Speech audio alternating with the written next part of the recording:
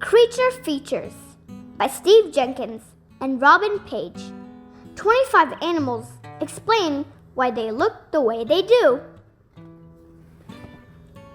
Dear Tapper, why is your nose crooked? The tapper has a funny nose. At least it looks funny to us. To the tapper, however, its nose is not a joke. Being able to twist its snout from side to side helps this plant eater get to food in hard-to-reach places. Many creatures have a nose, mouth, eyes, feathers, or some other part that looks odd, silly, or even frightening. But these unusual features are there for a reason. In some way, they help these animals survive.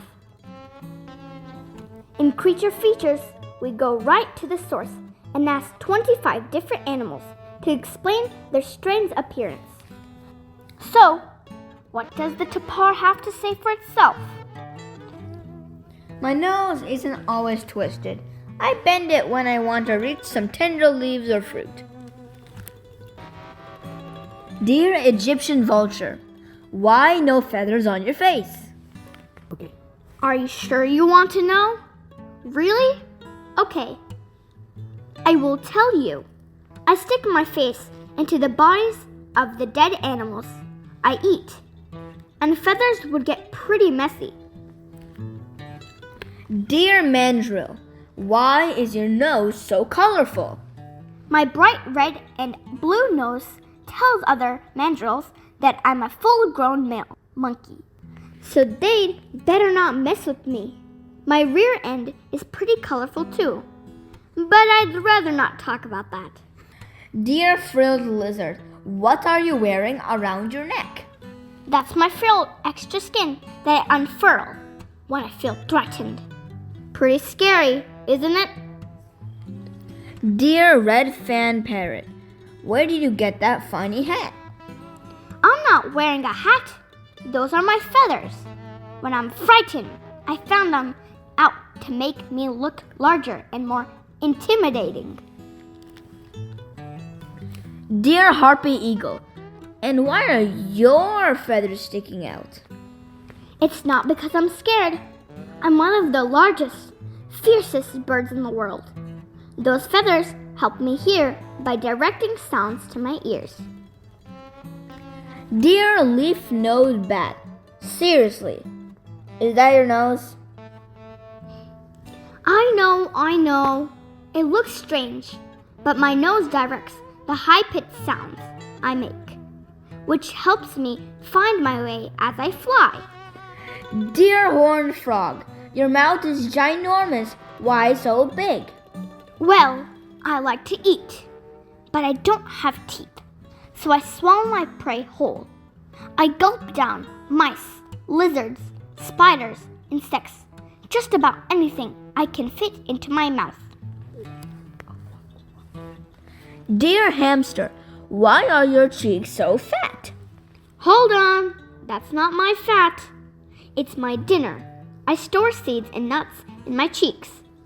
I will take them back to my burrow and eat them later. Dear Pufferfish, you've got me worried. Are you going to explode? No, I won't burst. I've inflated my body with water to make it tougher for a big fish to swallow me.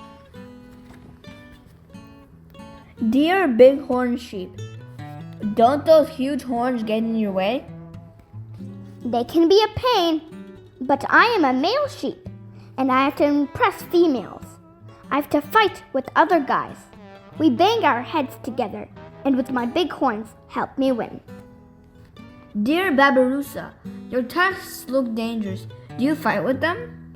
Sometimes I battle other males for territory or mates, and it can get pretty rough. Dear Star-Nosed Mole, what is that weird thing growing on your face? Actually, that's my nose.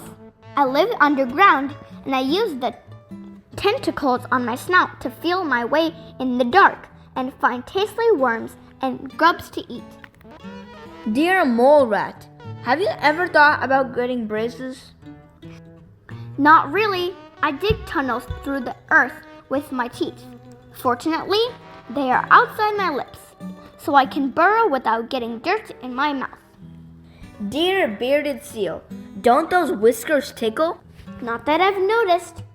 I use them to feel along the seafloor for crabs, clams, and other good things to eat.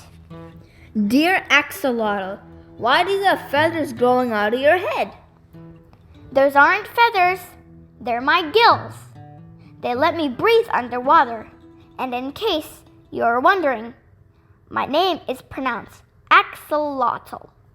Dear spicebush swallowtail caterpillar, why are you staring at me? Ha! Fooled you. Those aren't my eyes. They're spots on my tail. But hungry birds leave me alone because they mistake me for a snake. Dear giant panda, who gave you those black eyes? No one.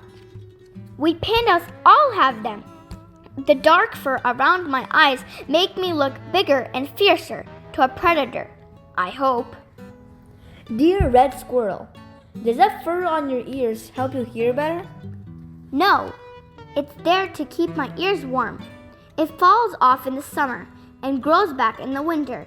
Dear giraffe, why is your tongue purple? I live in Africa, where the sun is very bright.